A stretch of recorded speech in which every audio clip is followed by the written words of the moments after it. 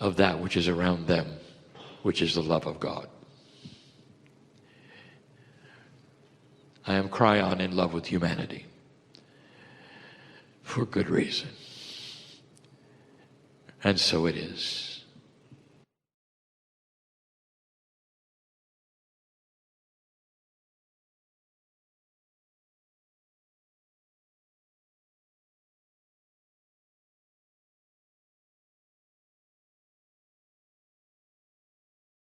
Hi everybody, thanks for watching this. I wanted to tell you this is a little time sensitive.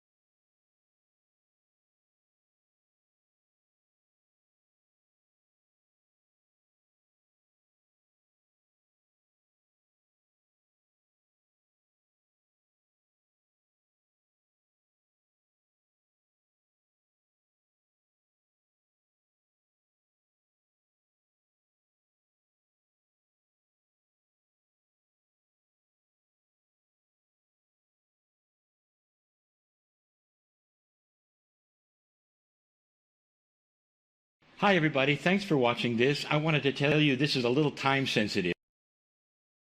Greetings, dear ones. I'm Kryon of Magnetic Service. And it took my partner a long time to understand the process that you see now. And in certain ways you have rehearsed the process. For even in the small exercise you have just accomplished, you take that which is the first intuitive thought and you translate it as best you can into a linear concept or sentence or group of words or word. And many times it is metaphoric, and this is common. A puzzle that must be solved, an image that must be interpreted, even words that don't make sense, that will mean other things in other languages. And this is very, very normal. Spirit speaks to humanity one at a time and never in a group, if you've noticed. As this message is given to the group, it's not for the group. It's for each and individual soul in the room. An overlay of that, which is quantum, is metaphoric, the third language.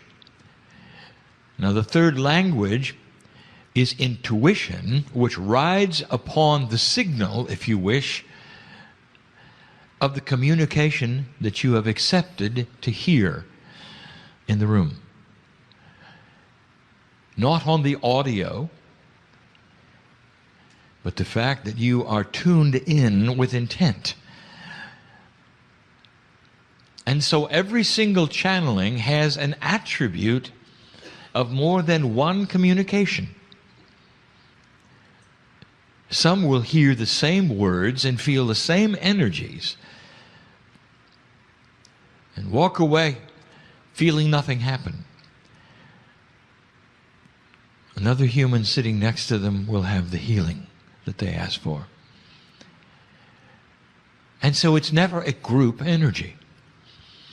And that is why I speak to each one of you separately. It's complex. You tune in to the words. Your logic understands the linearity of the syntax.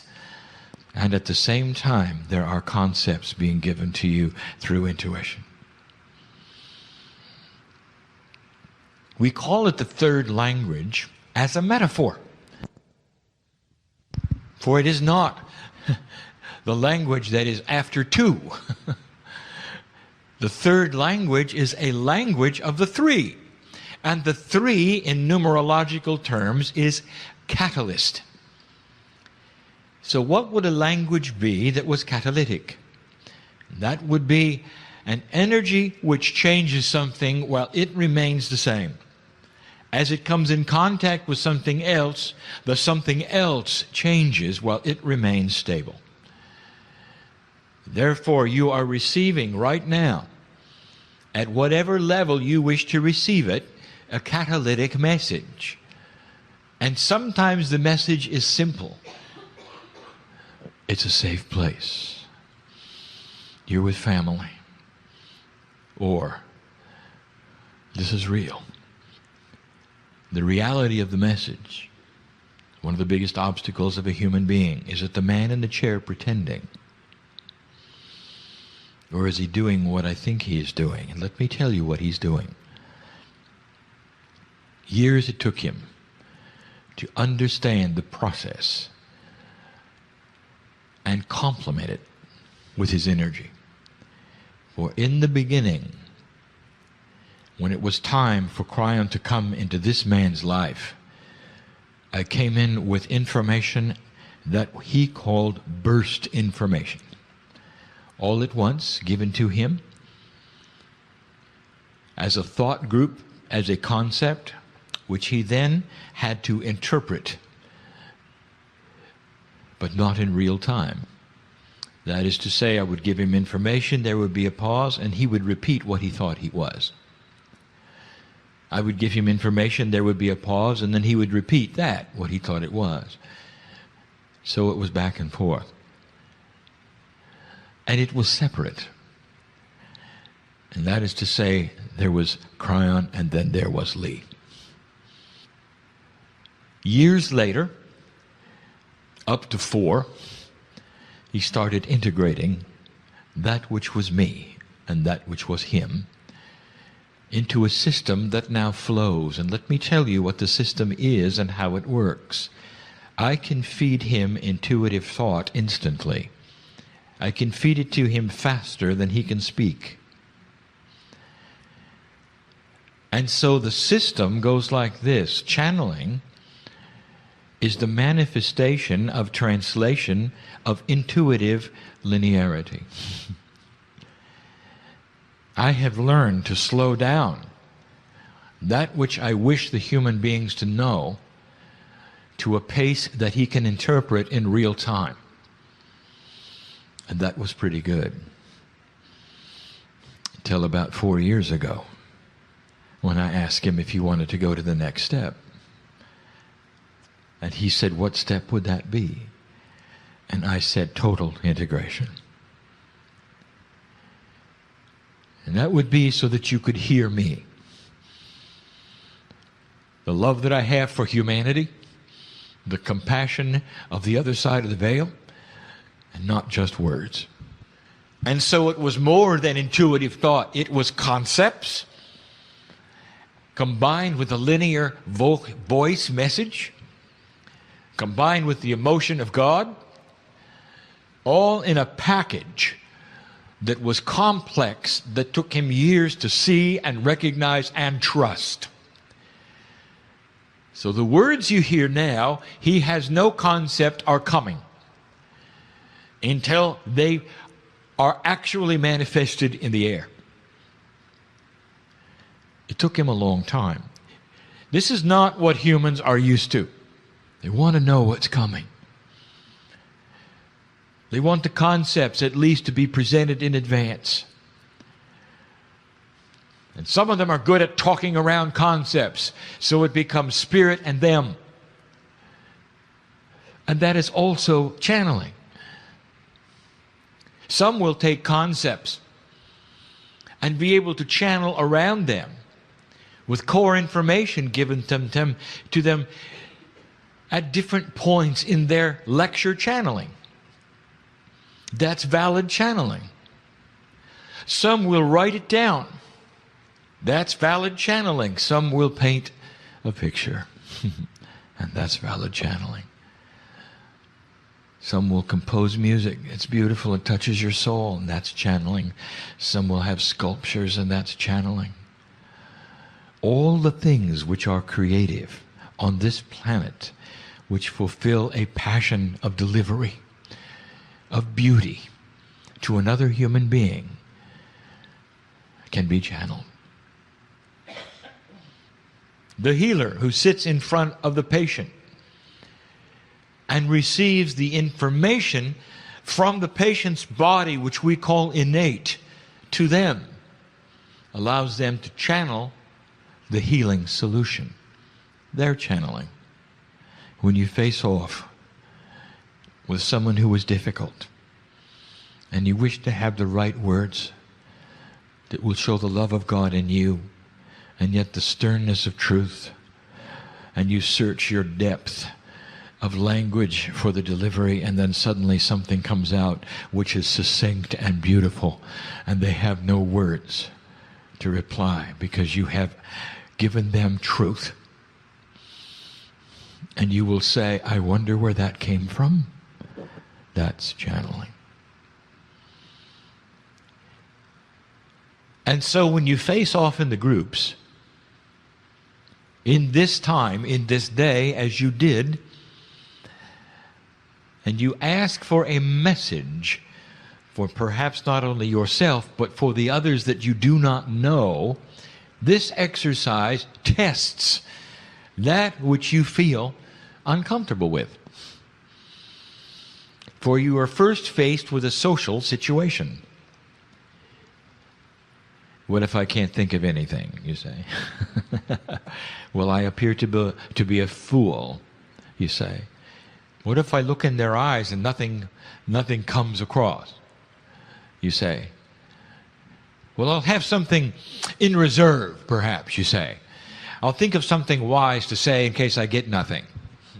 And all of this is part of the process, and we know that. If you do this often enough, you learn to sit back and relax.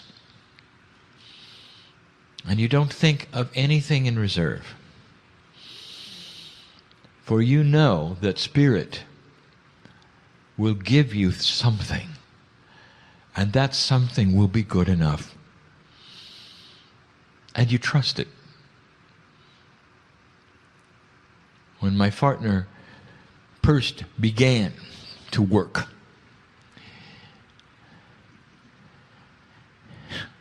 he had concerns. What if he gathered an auditorium full of people and I did not show up? You don't think that occurred? What would he have in reserve? And he had to walk through this. And I let him. I let him think about it and worry about it until we integrated. And the best thing that ever happened to him is when he let go. When he let go of the concern, the worry, the embarrassment, the social necessity of survival, not to look bad. And that's when the intuition flew in. And that's when the portal opened up. That's when the pipeline gets bigger. Now I'm going to give you a little bit of the process of where it comes from.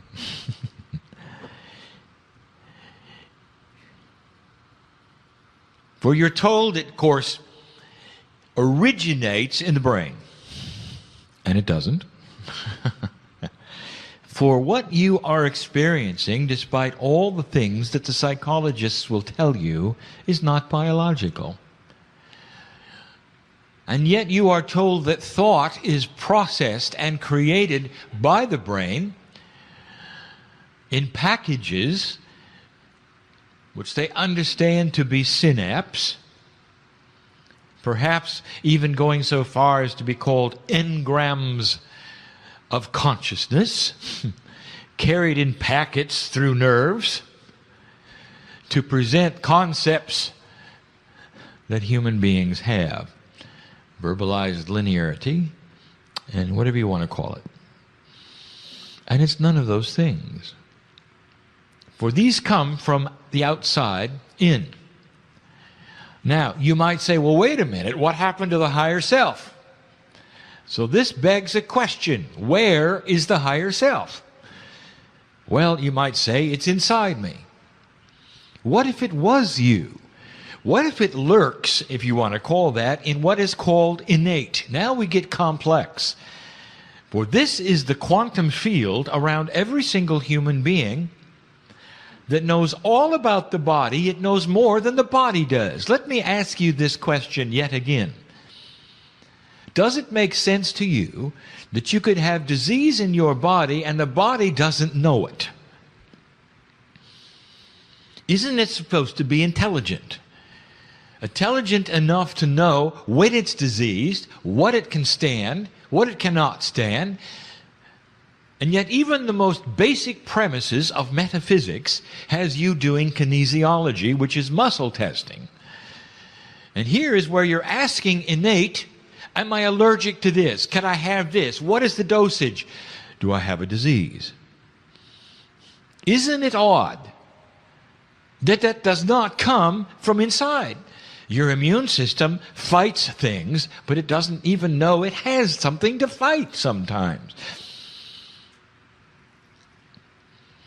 You can have all the white blood vessels in your body rushing to one place to fight a cancer, and you don't even know you have cancer because your body doesn't tell you.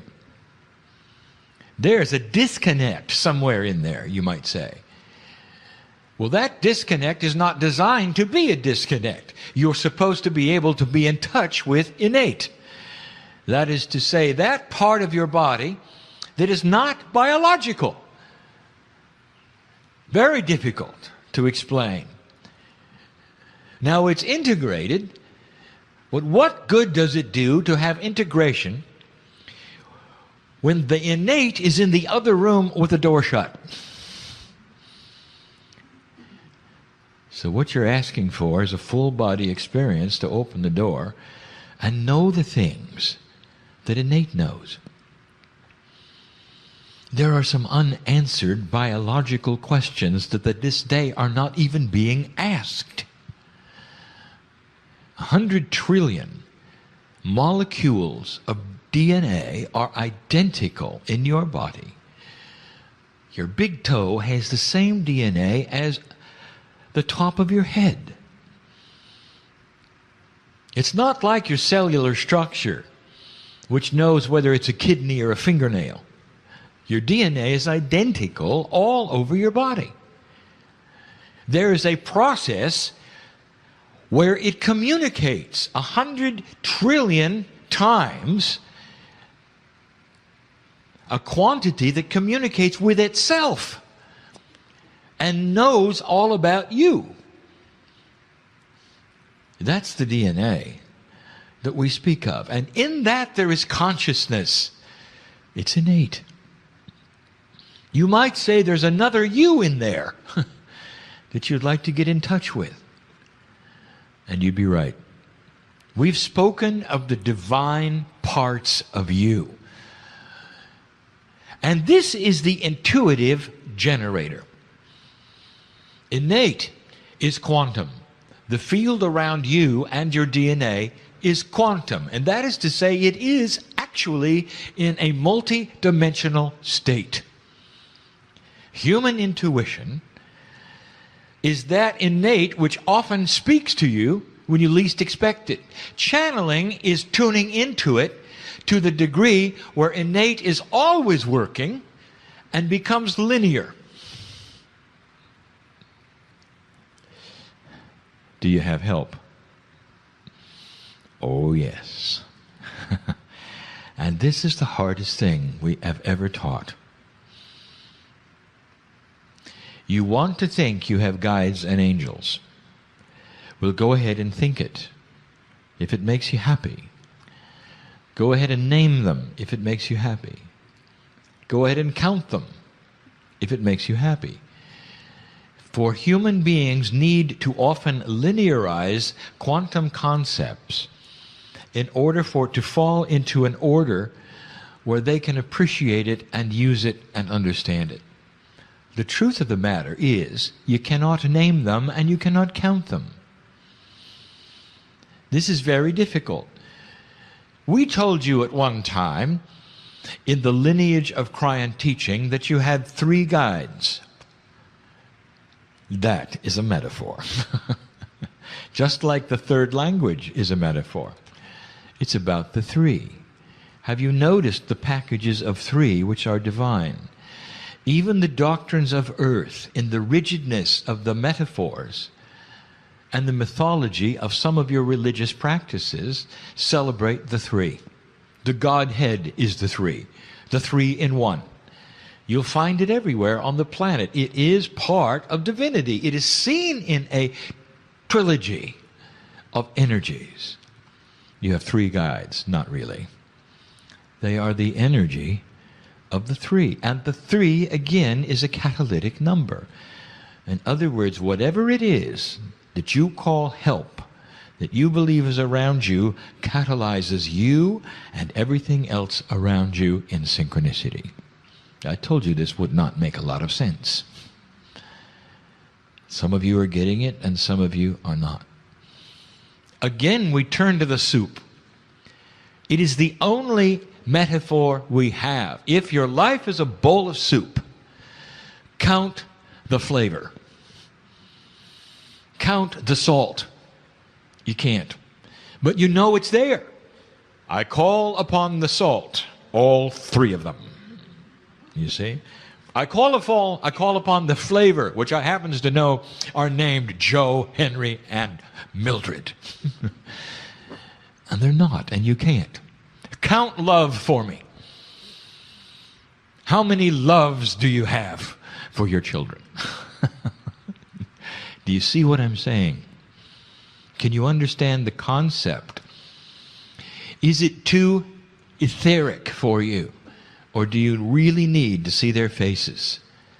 And if you could, what would they look like? What does the face of God look like? And I will again tell you this, if you could see their faces, it would be so confusing because your face is theirs. and you would see you 3 times. The higher self is in every molecule of the soup. It is part of innate. It doesn't reside in your heart or your brain. It is outside of you and inside of you. It permeates you in a quantum field. You cannot locate it.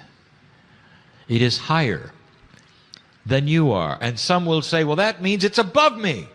Of course it's not inside me. That's incorrect.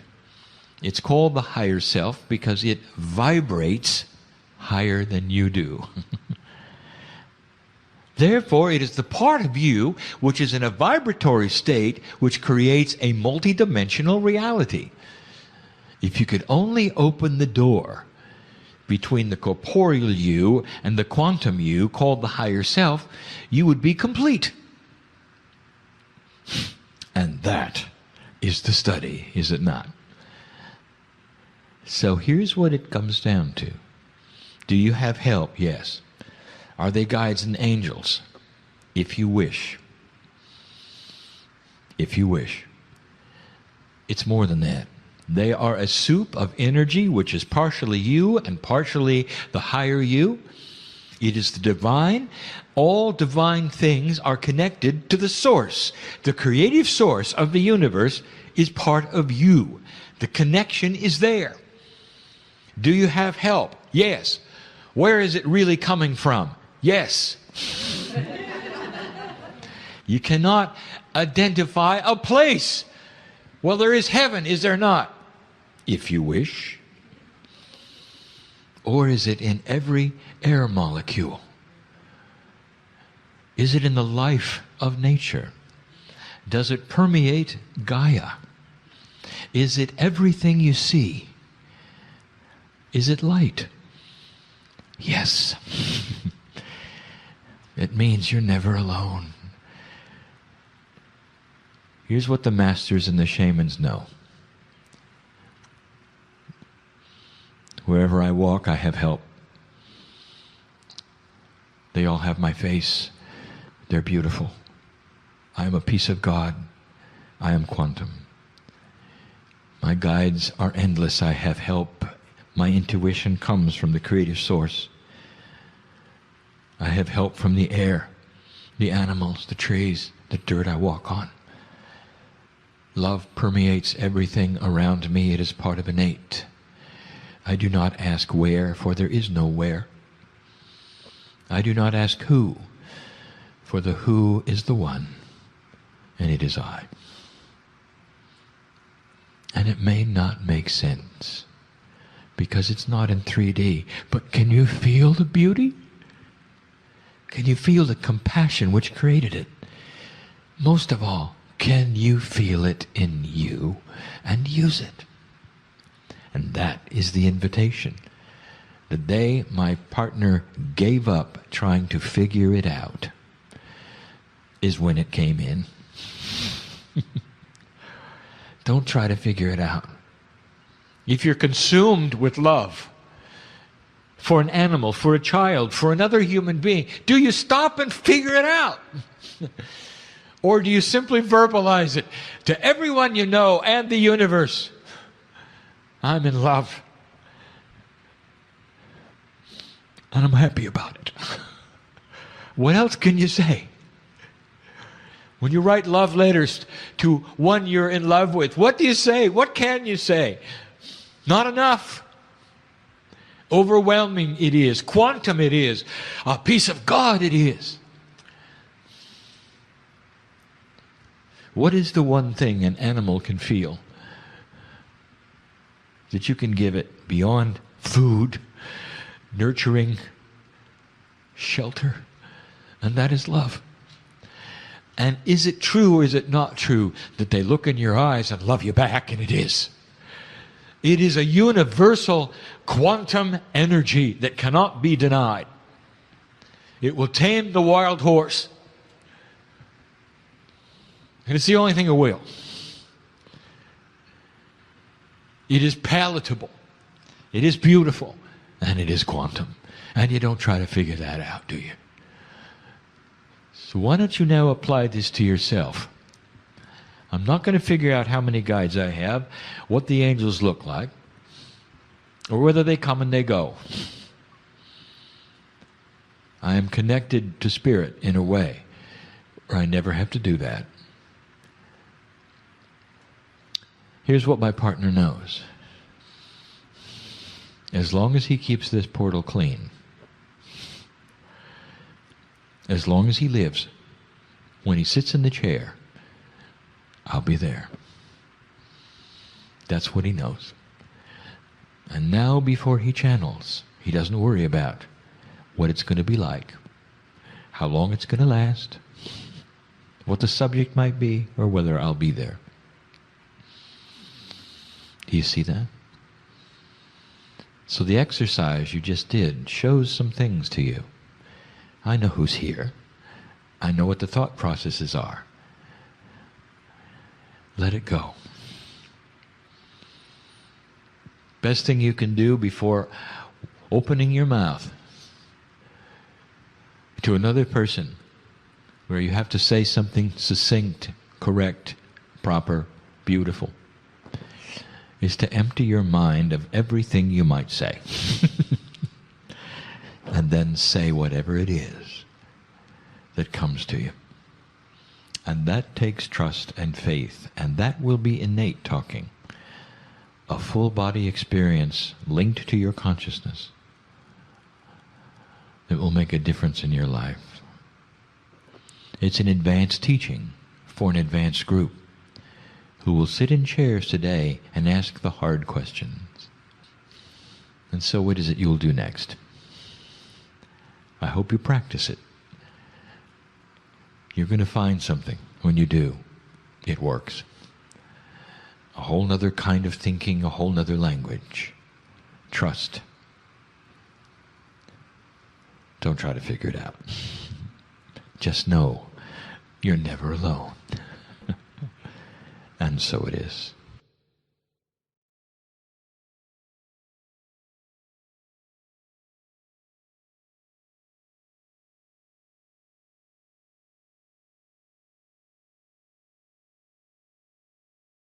Hi, everybody. Thanks for watching this. I wanted to tell you this is a little time sensitive.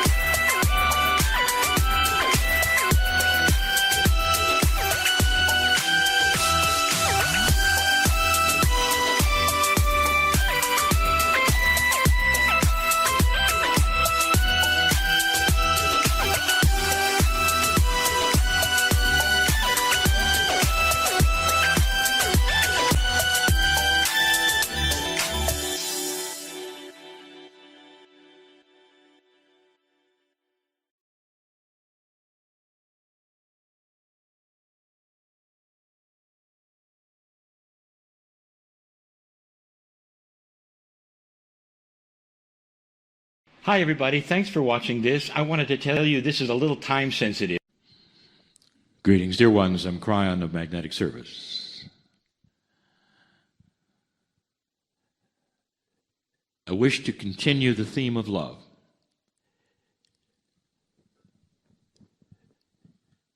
I want to give you an idea of something so simple, yet so powerful. And within the explanation, to show you how some of the older paradigms of the planet might have to be broken in order for the simplicity to come through. What if I've told you that you have overcomplicated God? This comes, dear ones, from the humanism idea that grand things must be complicated. The old paradigm of human perception is filled with old consciousness and old ideas in old ways. Good for their time, working for their time, but it doesn't mean that you have to pull them in to something that is brand new. We've spoken of the energy which is new. It's not the energy necessarily, dear ones, it's the paradigm of reality, of what is today as opposed to what was yesterday. And here's how it goes.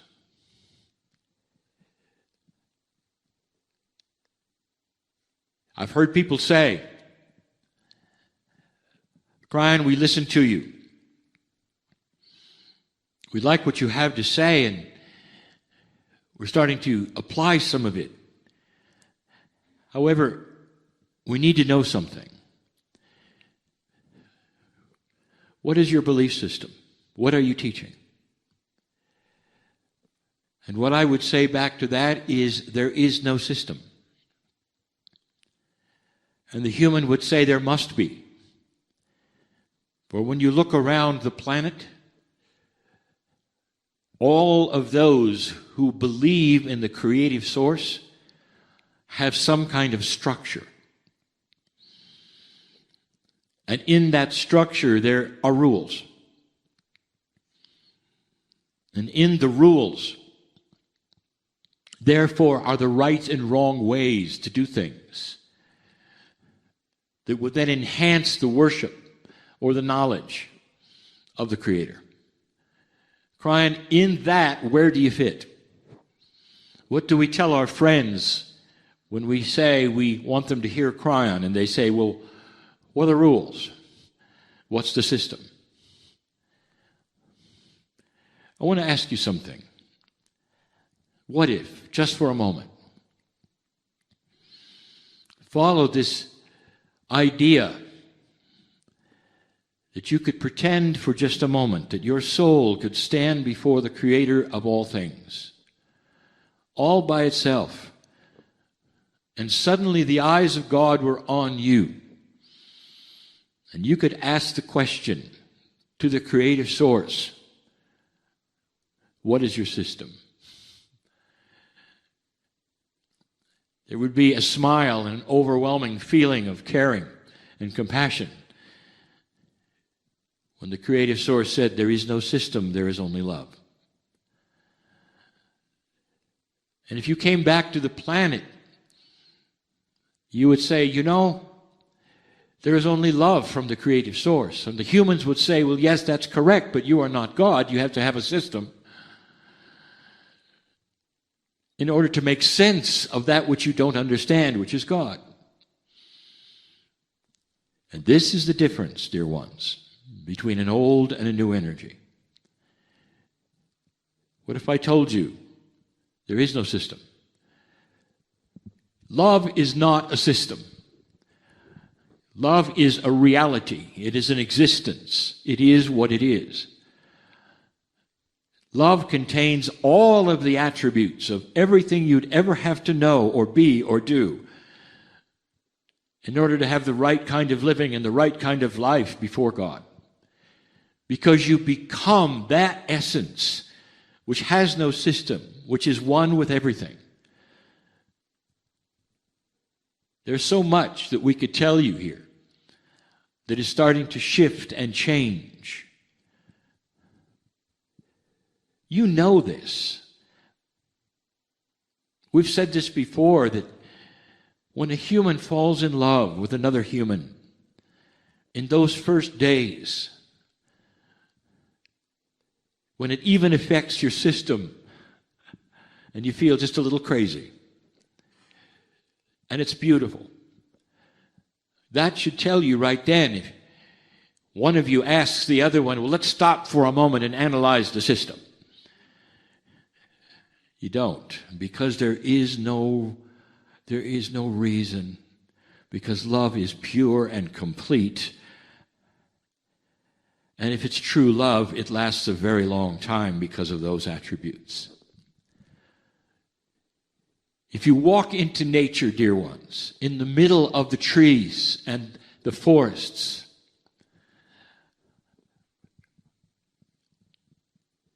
and you said to the trees, what is the system of nature? The trees would smile at you and say, there is no system. And you would say, well, certainly there is. Look at all of the things that go into making you exist, and you've got to relate to it all. And the trees would say, you see, we relate to it because it's a relationship. A tree will have a relationship with the dirt, with the insects and the birds and the sun, and with carbon dioxide and with oxygen. The relationship is what each tree has, and it's different from tree to tree. But overall, the relationship is about oneness with all things. The tree doesn't have a set of rules that tells it how to live, or where it can put its roots, or what is pleasing or not pleasing to a God that created the tree.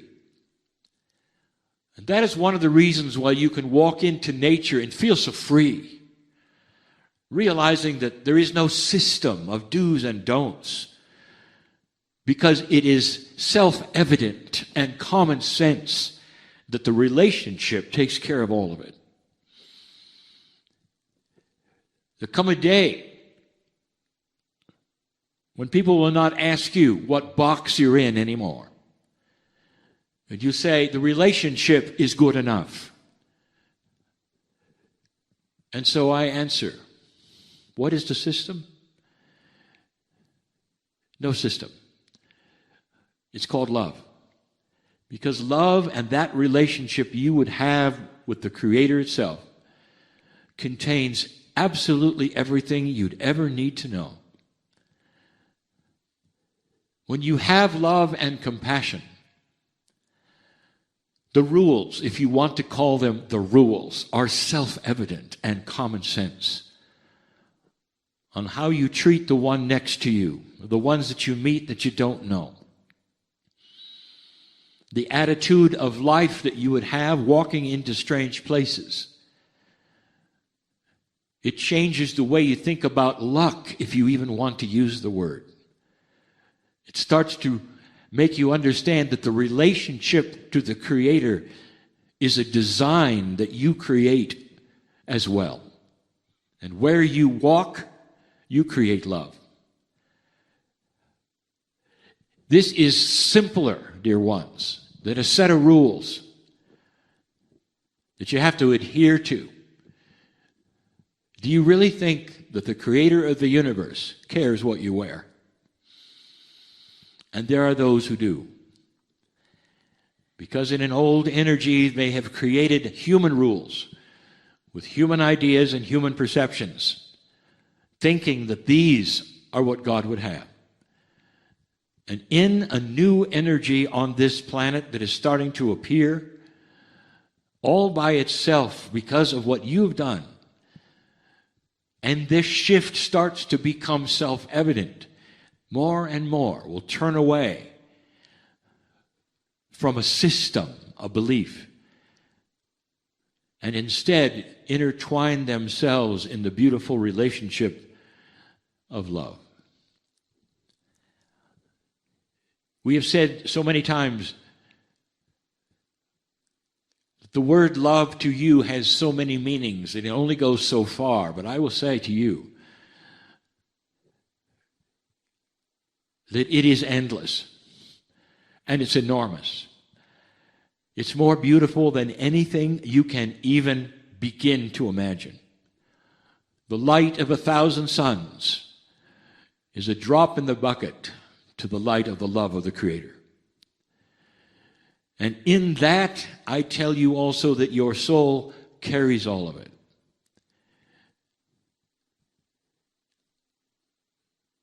When the prophet Elijah walked into the field, he was going to ascend, and he knew that. And the ascension of Elijah is a metaphor for who humans are. Ascension meant that he was going to leave his corporal body, that body that he has, corporeal in nature, and it would vanish, and he would then become the soul that walks the earth, just like you. And he knew what was going to happen, and so he had his understudy, Elisha, write it down. Don't miss a thing, he said. Tell everything you see. And Elisha saw so many metaphors and so many things written so carefully in Scripture. But the biggest thing he saw was this, that Elijah turned into the light of 1,000 suns. Too bright to look at, unbelievable to any human being that there could be a light that bright. That was Elisha's soul. And dear ones, it's just like yours. It is pure, without rules, without systems. Because love is self-evident in its compassion, and it tells the story through its intuition of how you would live and receive and give to every other human or living thing on the planet. It's so beautiful and elegant in its instructions, so intuitive, that the proof is this, is that when you meet someone else who has that love, you meet them eye to eye and you see them as family. Because you both understand exactly what I'm talking about. This is not the new age, dear ones. But that was the name given to something before that had rules. It bothers many that the believers here in this room would not have a prophet or a place to go to with a name or a set of rules or a denomination. And they would be seen as floaters without a home and without a center. And dear ones, that is the perception of an old energy that needed to be grounded in rules, in beliefs, that put a veil before God. Blessed is the human being who understands this and strips away all of that, if even for a moment to test it and say, is love enough? And the answer will always be more than enough. This is the message we will continue to give on this planet that continues to change with new paradigms that become self-evident. And so it is.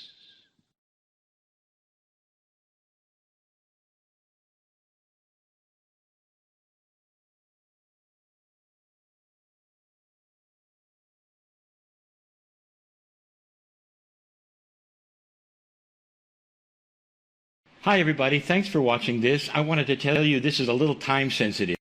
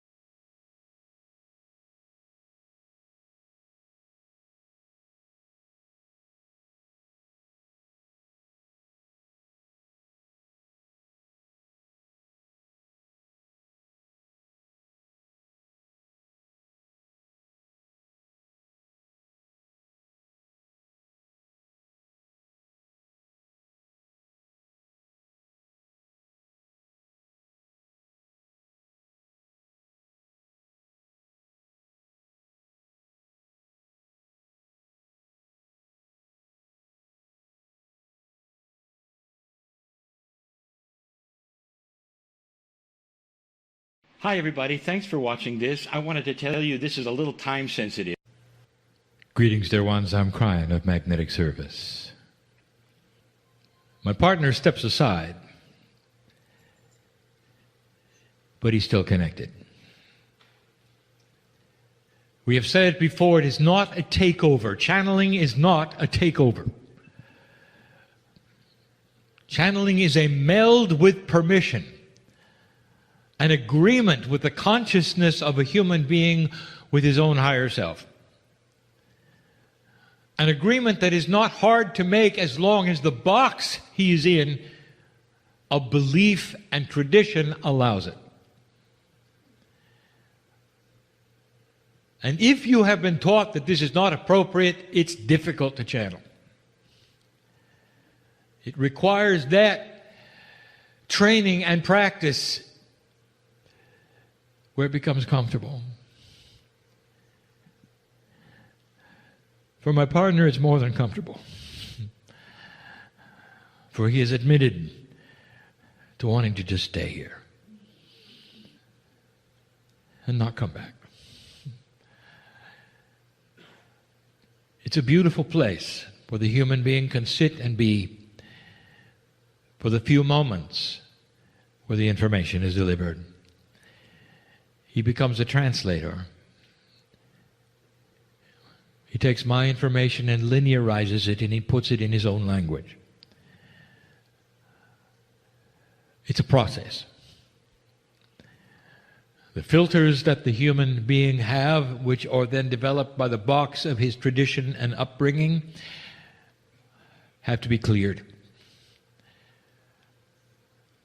And then the message will become succinct, as complete as possible, and delivered in a way that makes sense. And that is why I'm giving him 2 times on this one. Dear ones, as you listen to these things this night, they may not all make sense. And so that is why we give the option to listen to them later, perhaps even for them to be transcribed, so that there would be a time when you could sit with them and ponder them, so that you could link them to some of the other bits of information and understand how they are connected. Right now, my partner is connected corporally with me. And you hear his voice. It is difficult to explain how such a thing could be. Appropriate in all ways, we have told you before. And the ones who are hearing it now are the correct ones to hear it now. And so as I begin this lesson, I want to remind you why we're giving it. For we've never discussed these things in this way. It is time to lay the foundation, the groundwork of the future. And the best way to do it is to give an exposure of how things work inside you. And as we expose these things, we use language that you're not used to, concepts that you haven't really worked with before. And we're aware of that. But it has to start where it has to start. And in the room there are life paths at the moment who are using what we're going to discuss, and some who have no idea what we're going to talk about. That is a respect for the variety of consciousness here, for the steps of learning that you are on. For some of you have been doing this kind of work since you can remember. And others of you are just now awakening to the potentials of who you are. Regardless, we give the story and the teaching as though all of you were on board with all of it. And that is appropriate for the day. There are processes within the human body that are very difficult to explain. They are esoteric processes. We have given you just recently several of them, how they are recalibrating, and just lately, how they work. We started talking about the synchronicity and how it works with the human body, and Gaia, and the guides, and the other side of the veil. We've given you a lecture on the elusive Akash. How does it talk to the cells of your body? Is it in your brain? Is it not? What does it say? And you can hear these messages in the past. We've talked to you about the conceptual belief systems and how they are starting to work in your favor, and how consciousness is becoming less linear. All of these things would seem to be concepts that are high-minded, but some of you are using them right now.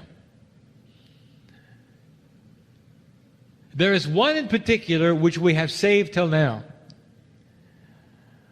because it is difficult to explain, and there are revelations today about how it works that we have not said before or explained before. There is a full system that we have channeled to you in the past called the 9 attributes of the human being. These attributes interrelate in a circle, and I want my partner to teach them in the near future. I want him to develop it into at least 3 parts of training, so that people can put them together, see how they're related, and understand themselves better. The 9 attributes, as we have channeled, were 3 groups of 3. Not that difficult. The difficulty starts to see how they relate to each other, and what they are, and what they might mean to you. How they're connected today, but how they will be connected tomorrow. 9 of them. We told you that 3 of them, 1 in each group of 3, have the same name, the higher self. We told you that there was the human corporeal group, the soul group, and the support group, and that the higher self was in each one of those.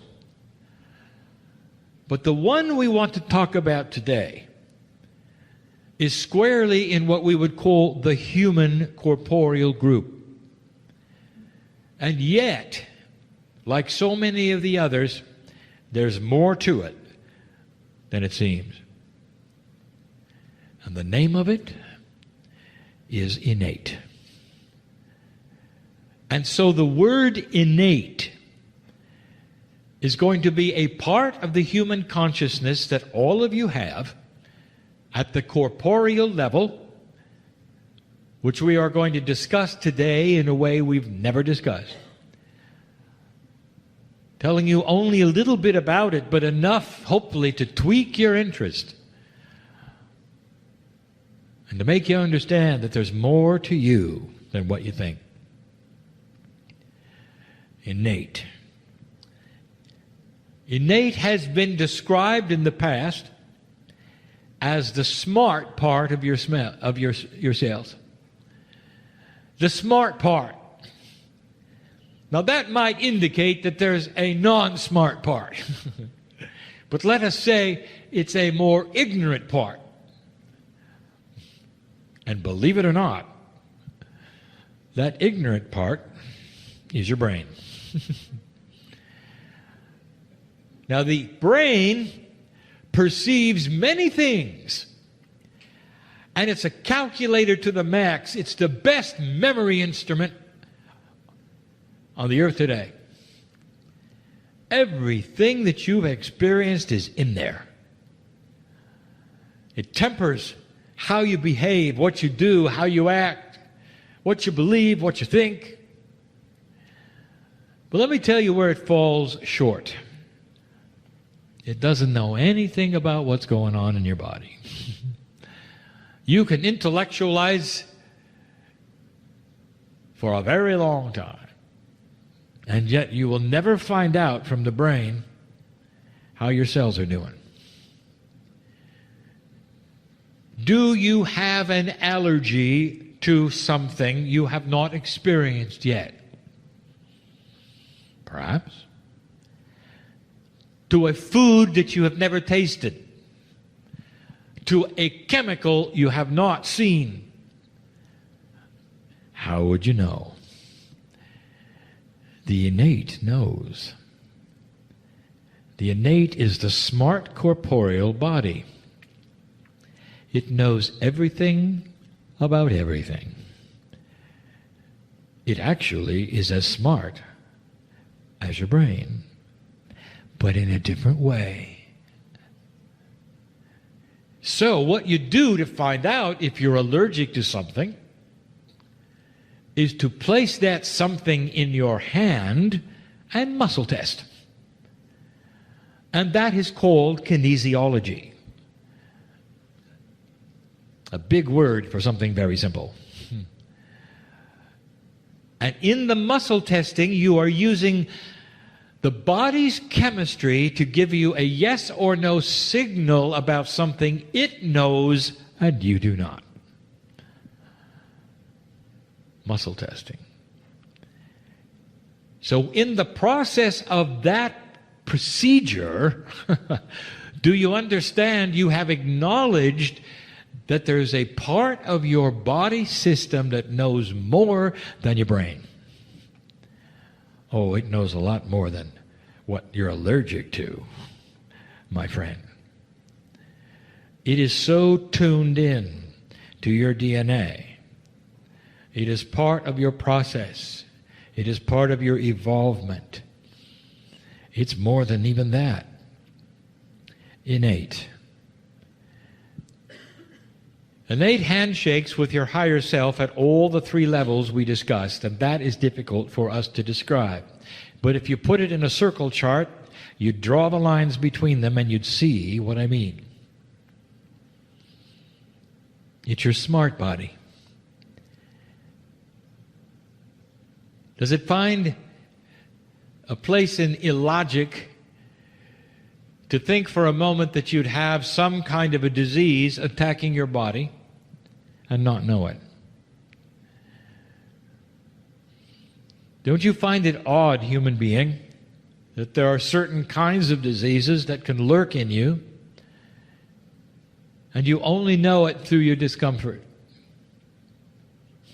or through your death? And you would never have the signal from your brain except pain. But the innate knows it when it happens. The innate knows it when it entered your body.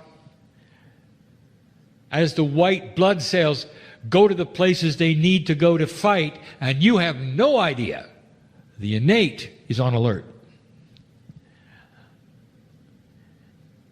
What is it and where is it? This is difficult. We told you, dear human being, that the elusive Akash information was not in your brain. You cannot go to your brain to find out who you used to be and when. Because the brain only receives that information as it needs it, as transmitted from your DNA. The innate is the same. It's not in your brain, but it's in every cell of your body, every piece of DNA. But the difference between innate and the Akash is the innate is on top. It is always broadcasting. It's always there. And if you know how to listen to it and where it is, you can tune in. Muscle testing is one way. There are others. Some of you know. Innate is that which responds to acupuncture. Did you know that? Your brain does not. Innate is aware of all things and is broadcasting all the time.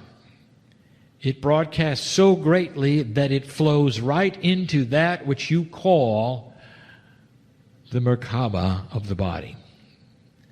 Now we're talking about a field around your body that pulses very strongly with information that those who have the ability to see can read.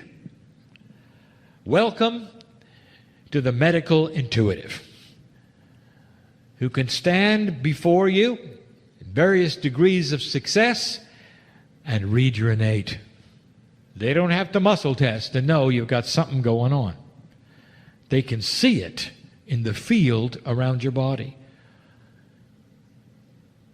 Now you think that a medical intuitive is looking at your liver or your heart and is doing some kind of analysis because that's what you understand. That's your box.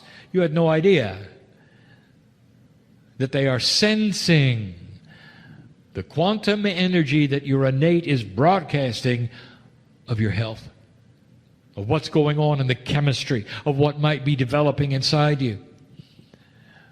It's different than you thought, isn't it? That's the innate. And that's only one of the things that innate does. It's the smart cellular part of your body, but it's not just about that.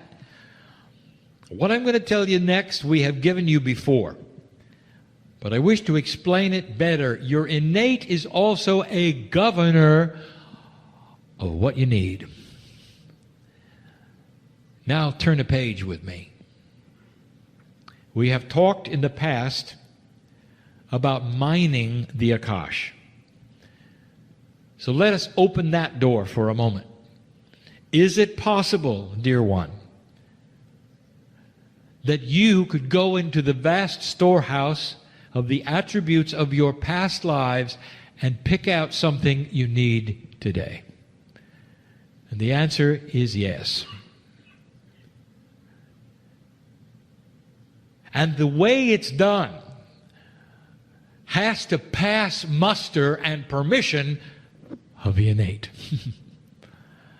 Because the innate smart body knows what you need. It is then the governor, the filter of what you can pull out of your Akash and use. And it will say no to frivolous things and say yes to the things that will allow you to cure yourself of disease, live longer, and increase the percentage of efficiency of your DNA. It doesn't care how you look like you do. It cares about your health. If you want to go into your Akash and pull out something that you need for survival, it's right there with you. If you want to make clearer skin, it isn't. If you see what I mean. It's the governor for mining the Akash. By the way, the Akash is supremely mineable.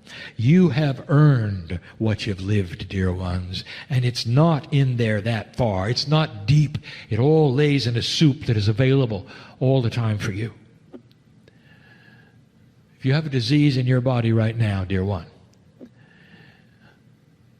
and you want to mine the Akash in the way that you only would know how, only your consciousness in practice and maturity can work on a problem that is yours only, to mine who you are and who you were, and to bring forward that which would cure it. The innate is responsible for spontaneous remission. For the innate can go in and pull out the things in the Akash and place them into your cellular structure. That's how smart it is. Did you ever sit in a meeting and something is said or a feeling can happen and you get chills? What are they? You would say they are chills of validation. Guess where they came from? The innate. The innate is signaling you truth, not your brain. Dear ones, your brain will get in the way. It's the brain that has the box of belief. It's the brain that has who you are based on experience and memory. It is the innate that knows the truth. One of the attributes of the future human being, and we have given you this before, is to build a bridge between your human consciousness and your innate. It is one of the three things in the cellular part of the 9 attributes, the human energies part, that a bridge can be built so that you don't have to muscle test, so that you can become your own medical intuitive about your own cellular structure. Doesn't that make sense? So when something invades your body that is not appropriate and proper, that your brain would never tell you and that your innate knows about, when the bridge is complete, your intuition will say, there's something different. And you may not know what it is, but you will go to somebody who can help you to know, and it'll be far earlier than waiting for your brain to give you pain, if you know what I mean. That's also innate. Innate does so many things for you. And some of you are starting to get another picture, and this is where I'm going. It's a concept we have not really broached before. We're going to call it something. Please do not misunderstand. You only have one word for this. The word is called brain. So we are going to give you another concept. The innate is your second brain. It doesn't function like your first one at all, but it is smart, and it is intelligent, and it knows what you need, and it's the governor to keep you from picking up the wrong thing, just like your brain is, in a different kind of way. Let me show you what I mean. Here is a puzzle, a conundrum of medicine. When an accident happens and it severs your spinal cord and leaves you with no feeling or operations from the waist down, there's some interesting things that continue to function. One of them is your heart. Another is digestion. There are others also that function. The organs of the body, many of them, continue to work even though you are told that your brain, your central nervous system, is the one that sends the signals to make them work. And suddenly, the conduit where the signals are sent is broken. So what keeps them going? When you have a heart that depends upon signals from the brain on a regular basis, and the brain is disconnected, and it's still going, how do you think that works? And now I'll tell you, because the innate takes over. It's always there. And the organs will function. Even reproduction happens. The heart keeps going. Digestion, it's a second heart. It's a second liver, you might say. Innate is a second brain. And these are the things that sometimes medicine has puzzled over, and I just gave you the answer. There is another intelligence in your body that is smarter about cellular things than your brain is. So now I want to wrap this all up. What are you supposed to do with this information? I want you to get in touch with innate. It's the heart connection, dear ones. The higher self and the innate and human consciousness are the three human energies that need to meld. Human consciousness, higher self, and innate. When DNA starts to work at a higher efficiency, there are bridges that start to be built between these things.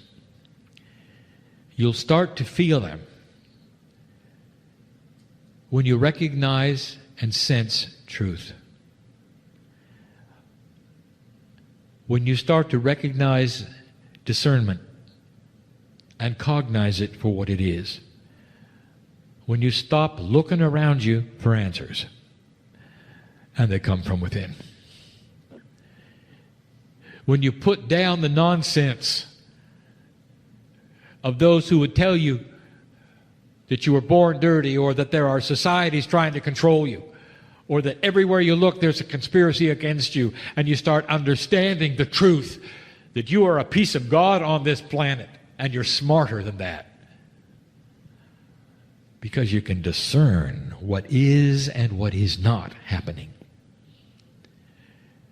The human being becomes smarter when the two brains come together.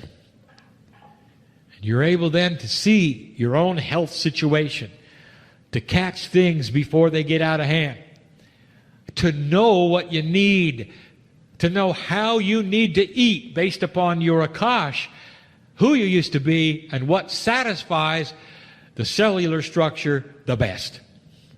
Every single one of you has a different diet based upon what works for you. There is no such thing as an enlightened diet, except for you. We've told you these things before, but we never told you where it came from. The innate is smart. Now,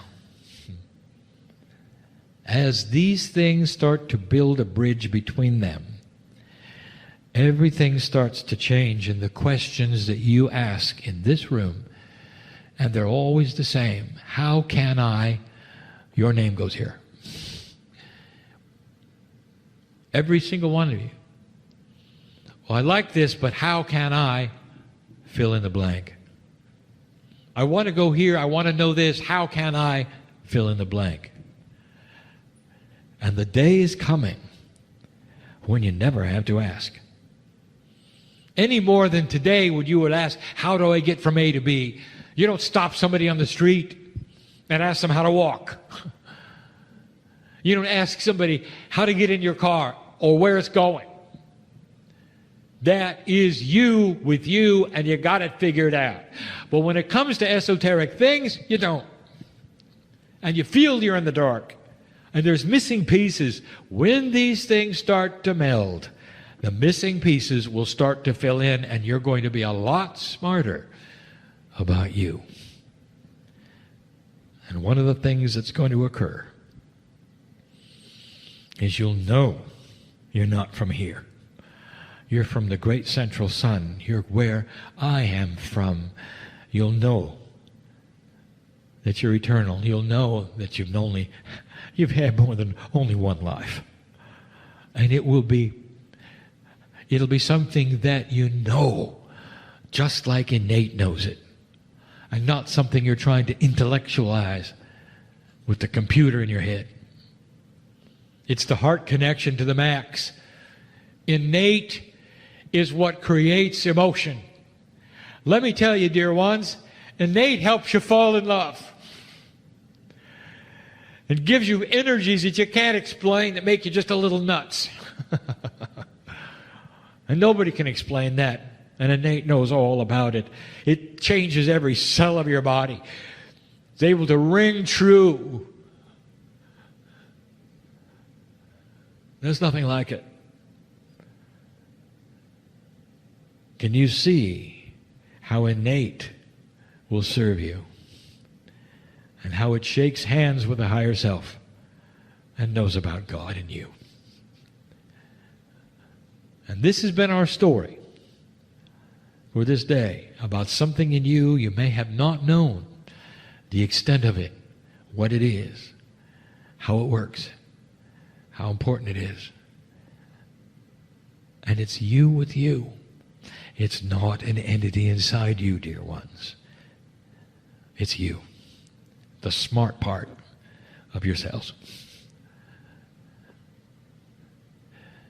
And so it is.